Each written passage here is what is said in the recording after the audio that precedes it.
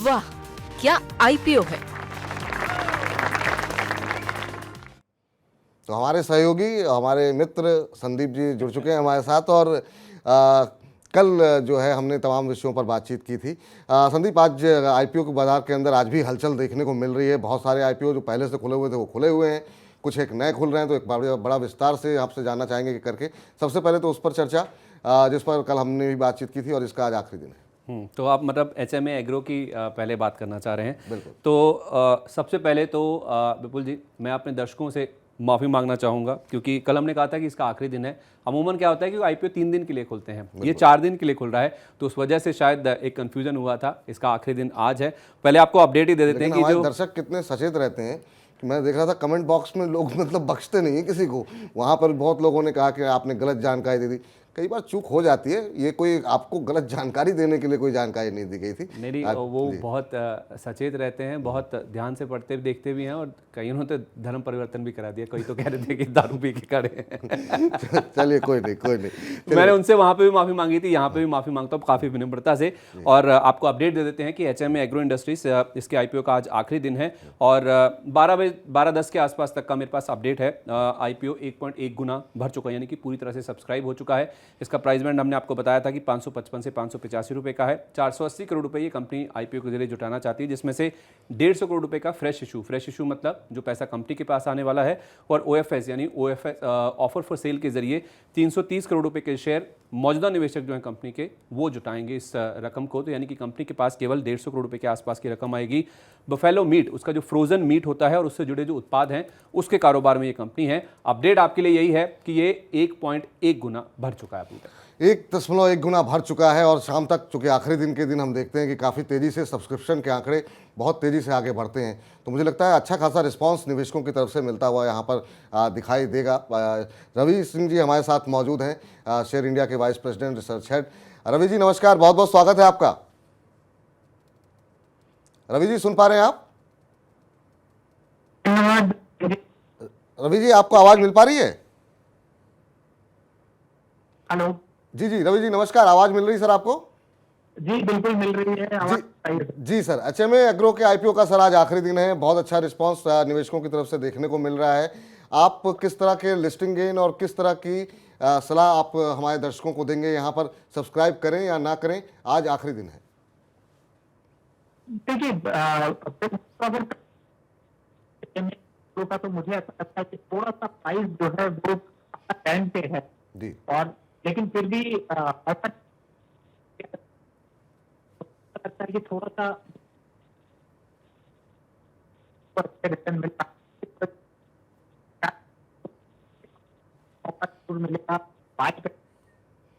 चलिए रवि जी, आपकी मुझे लग रहा है कुछ दिक्कत हो रही है, आपकी आवाज़ हमारे दर्शकों तक नहीं पहुँच पा रही है। तो एक बार फिर से आपसे जुड़ने का प्रयास करते हैं ताकि अपने दर्शकों को हम ये बता सकें कि क्या यहाँ पर रणनीति होनी चाहिए। लेकिन हमने इस पर लगातार हम 2 दिन से कवरेज कर रहे हैं और सबसे पहले हमने अविनाश गोरक्षकर जी की बातचीत की थी और उनका कहना ये है कि सब्सक्राइब करें। लिस्टिंग गेन, संदीप वो कह रहे थे कि यहाँ पर लिस्टिंग गेन की ज़्यादा उम्मीद ना करें। और कल हमारे अरुण मंत्री जी आपके साथ मौजूद थे और अरुण मंत्री जी का भी ये कहना है कि बहुत ज़्यादा लिस्टिंग गेन की उम्मीद नहीं करें, लेकिन अगर आपका लंबी अवधि का नज़रिया है तो निश्चित रूप से सब्सक्राइब करना चाहिए। चलिए अब दूसरे आईपीओ पर आते हैं, तब तक रवि जी जुड़ेंगे, फिर उनसे उनकी भी मुहर लेते हैं कि यहाँ पे क्या करना चाहिए।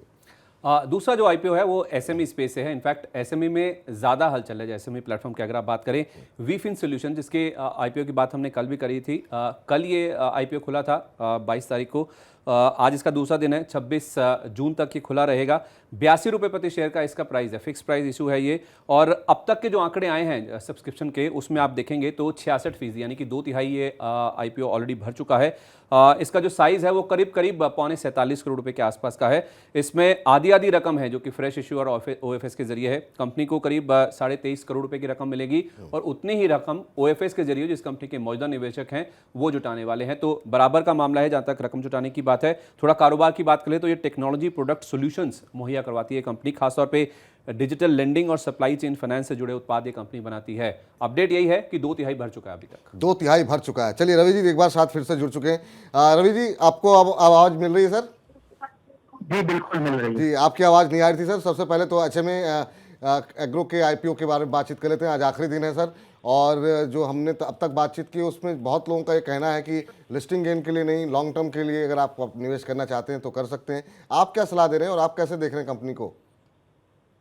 जी बिल्कुल, देखिए वैल्यूएशन वाइज वैसे अगर देखा जाए तो आपको अच्छी वैल्यूएशन पर मिल रहे हैं, स्टॉक काफी अच्छा है और लॉन्ग टर्म पे तो रिटर्न मिलेंगे ही मिलेंगे, लेकिन लिस्टिंग पे भी यहाँ पर गेन होने की प्रोबेबिलिटी काफी ज्यादा है। तो मुझे ऐसा लगता है कि बिल्कुल इसको सब्सक्राइब किया जा सकता है। प्राइस वैल्यूएशन के हिसाब से आपको लिस्टिंग में थोड़े गेन मिलेंगे, लेकिन लॉन्ग टर्म पे अगर रखते हैं तो साल के अंदर ही आपको, मुझे ऐसा लगता है कि 12 से 18% से कहीं ज्यादा आपको गेन मिल सकता है। तो एक अच्छा मौका है, बिल्कुल इन्वेस्टर को यहाँ पर सब्सक्राइब करना चाहिए। तो रवि जी की सलाह यही है एचएमए एग्रो के आईपीओ को लेकर के कि आखिरी दिन है, अगर आप सब्सक्राइब करना चाहते हैं तो निश्चित रूप से सब्सक्राइब करें, लिस्टिंग गेन भी मिलेगा और लॉन्ग टर्म में भी ये जो है आपको अच्छे रिटर्न देता हुआ दिखाई देगा। और सर एसएमई सेक्टर के अंदर बहुत हलचल देखने को मिल रही है, बहुत सारे आईपीओज आ रहे हैं, और अभी हमारे सहयोगी संदीप जी बता रहे थे विफिन के बारे में कि कंपनी के फंडामेंटल्स कैसे दिखाई दे रहे हैं विफिन सॉल्यूशंस के। छोटा आईपीओ साइज़ है, एसएमई क्षेत्र का है, आप ट्रैक करते हैं क्या सर एसएमईज के आईपीओज को, और इस पूरे क्षेत्र को लेकर के आपका आउटलुक क्या है? और अगर आप विफिन को ट्रैक कर रहे हो, इसके आईपीओ को अगर ट्रैक कर रहे हो तो? देखिए सबसे बड़ी बात है विपुल जी, मैं एक बात संदीप जी के लिए भी कहना चाहूंगा और आपके लिए भी। संदीप जी है विकिपीडिया और आप हैं गूगल, और मुझे ऐसा लगता है कि दोनों लोग मिल करके मनी9 के ऊपर ऐसे ऐसे प्रोग्राम्स लेके आते हैं जो इन्वेस्टर के हित में होते हैं। मैं इससे पहले अभी आपको सुन भी रहा था, देख भी रहा था, जिसमें आपने ये बोला कि आप संदीप जी ने माफी भी मांगी कि गलत कोट कर दिया था। और तो अच्छी बात है, अगर लोग उसको कमेंट करते हैं तो इसका मतलब है कि लोग आपको फॉलो करते हैं और आपसे उम्मीद रखते हैं। तो मुझे ऐसा लगता है कि पहले तो बहुत बहुत धन्यवाद है दर्शकों का कि आप इतने अच्छे से उसको मनी9 को फॉलो कर रहे हैं और हमारे विकिपीडिया और गूगल दोनों लोगों को फॉलो करते हैं। ये तो सर आपका बड़प्पन है, और हम लोग भी मोहर लगवाने के लिए आपके पास ही आ रहे हैं सर, कि मतलब आप बताइए कि क्या हो सकता है। तो अभी सर इसमें क्या करना चाहिए, एसएमई विफिन में क्या करने की सलाह दे रहे हैं आप? देखिए इस समय एसएमई के दो फायदे मिल रहे हैं, मैं आपको बताऊं। एक तो एसएमई जो है इंडस्ट्री को ग्रो करने के लिए गवर्नमेंट का सपोर्ट, और ऊपर से यहाँ पर गवर्नमेंट जो है वो एंटरप्रेन्योर को जिस तरीके से लोन दे रही है और कंपनी को डेवलप करने की स्थिति दिखा रही है, तो उससे देख करके एसएमई क्षेत्र की कंपनियों में अच्छा खासा डेवलपमेंट देखने को मिल सकता है। और इस समय मैन्युफैक्चरिंग डिमांड काफी इंक्रीज हुई है और इसीलिए नई नई कंपनियां अपने आईपीओ को भी लेकर आ रही हैं। तो मुझे ऐसा लगता है कि सेक्टर, अगर आपकी ग्रोथ यहाँ पर बहुत अच्छी है तो आपको यहाँ पर उस तरीके के स्टॉक्स जो होते हैं, जो मैन्युफैक्चरिंग इंडेक्स होती है, वो स्टॉक आते हैं, फंडामेंटल स्ट्रॉन्ग कंपनीज आती हैं, तो उनमें रिटर्न मिलने के चांसेस है। तो बिल्कुल एसएमई सेक्टर को आप इग्नोर नहीं कर सकते अगर आप इक्विटी मार्केट में निवेश की रणनीति बना रहे हैं। जी और इस पर सर विफिन के फंडामेंटल्स देखे क्या आपने? जी मैं उसके पूरे फंडामेंटल को स्कैन कर रहा था और मुझे काफी अट्रैक्शन दिख रहा है। खासतौर से अगर कंपनी की प्रॉफिटेबिलिटी को देखें तो कंपनी ने अपनी प्रॉफिटेबिलिटी को मेंटेन करके रखा हुआ है। तो मुझे जो है वो फंडामेंटल से ये कंपनी काफी हद तक सेटिस्फाई करती हुई नजर आ रही है। ठीक, और भी 3 आईपीओज आज खुल रहे हैं। अब चूंकि समय थोड़ा सा कम बचा हुआ है, तो संदीप जी आप तीनों कंपनियों के बारे में हमें दर्शकों को जानकारी दे दें, फिर हम रवि जी से एक मुहर लगवाते हैं कि ये जो 3-4 एसएमईज के आईपीओ हैं उनमें से उनका पसंदीदा कौन सा है। तो पहले मैक्सन रिटेल है 3 कंपनियों में, जिसका जो प्राइस है वो 65 रुपये तय किया गया है। 23 से 27 जून इसकी डेट है। बहुत ही छोटा इशू है, 14.25 करोड़ रुपए की रकम ही जुटाना चाहते हैं और पूरा ही फ्रेश इशू, यानी कि पूरा पैसा जो है वो कंपनी के पास आने वाला है। 12 बजे तक देखें तो ये 11% के आसपास बढ़ा है। और ये कंपनी अगर आप देखें तो फ्रोजन फूड गवर्नमेंट के कारोबार में है, उसके अलावा स्पेशलिटी फूड डिस्ट्रीब्यूशन और इसके रिटेल के कारोबार में है। और अगर रकम के इस्तेमाल करें तो ये नए स्टोर खोलने वाले हैं, अपने स्टोरेज यूनिट यानी जो गोदाम है वो बनाने की भी बातचीत करें और कुछ बैकवर्ड इंटीग्रेशन भी कर रहे हैं। अब दूसरा है ग्रीन शेफ अप्लायंसेस। इसका जो प्राइस बैंड है वो 82 रुपये से लेकर 87 रुपये के बीच में है। 23 से 27 जून इसकी डेट है। ये करीब 54 करोड़ रुपए जुटाना चाहते हैं। ये भी पूरा फ्रेश इशू ही है, यानी कि पूरा जो पैसा है 54 करोड़ रुपए के आसपास की रकम ये कंपनी के पास ही आती हुई दिखेगी। 12 बजे तक अगर आप नंबर देखें सब्सक्रिप्शन का तो वो करीब 19% के आसपास का आता है। जैसा कि इस कंपनी का नाम है, अप्लायंसेस बनाती है, खासतौर पे जो एलपीजी गैस स्टोव हैं वो ये कंपनी बनाने के कारोबार में है। और ये कुछ नया प्लांट लगाने वाले हैं, जो मशीनरी के ऊपर रकम है उसका खर्च करते हुए दिखेंगे, यानी कि क्षमता विस्तार कर रहे हैं और कुछ वर्किंग कैपिटल की जरूरतों पर पूरी ये रकम खर्च की जाएगी। तीसरा जो आईपीओ है वो काफ़ी प्रॉमिसिंग नजर आ रहा है। ये मैं इसलिए कह रहा हूँ क्योंकि इसके जो आंकड़े हैं उसमें आपको समझ आ जाएगी। एसन स्पेशलिटी फिल्म्स, इसका जो प्राइस बैंड है वो 101 रुपये से 107 रुपये तय किया गया है। 23 से 27 जून ये डेट है। 66 करोड़ रुपए की रकम भी जुटाना चाहते हैं, जिसमें से 50 करोड़ रुपए कंपनी के पास जाएंगे। ये फ्रेश इशू है और ओएफएस का जो आंकड़ा है वो 16 करोड़ रुपए का है। अब इसके आंकड़े की बात करते हैं। जैसे मैंने पहले कहा 12 बजे तक अगर आप देखें, पहला ही दिन है 51%, यानी कि आधा ये अभी तक आईपीओ भर चुका है। ये कंपनी होम फर्निशिंग के कारोबार में, खासतौर पे जो स्पेशलाइज्ड प्लास्टिक उत्पाद है वो बनाने के कारोबार में है। अब इनके ग्राहकों की लिस्ट आप देखिए, आप काफी ध्यान से सुनिएगा। वॉलमार्ट, आइकिया, के mart, bed bath and beyond, ये सारी विदेशी कंपनियां हैं जिनको ये कंपनी अपने प्रोडक्ट सप्लाई करती है। और लिस्टेड कंपनी है राजू इंजीनियर्स, अगर आपने नाम सुना हो, वो इनके प्रमोटर ग्रुप में शामिल है। और जो रकम है वो कर्ज भुगतान और वर्किंग कैपिटल की जरूरतों में इस्तेमाल की जाएगी। तो काफ़ी प्रॉमिसिंग दिख रहा है और उसका निवेशकों का जो प्रेम है वो भी यहाँ पर दिखाई दे रहा है। इसका के अंदर जिस तरीके के आंकड़े आप बता रहे हैं, 51% जो है सब्सक्रिप्शन देखने को मिल चुका है। सर, हमारे पास भी बहुत सारे सवाल आ रहे हैं ग्रीन शेफ को लेकर के। कल भी बहुत सारे दर्शकों ने टिप्पणी की कि आईपीओ में पैसे लगाएं कि ना लगाएं। अभी जो है एसएन स्पेशलिटी के बारे में संदीप जी ने बताया कि बहुत अच्छे अच्छे ग्राहक इनके पास मौजूद हैं।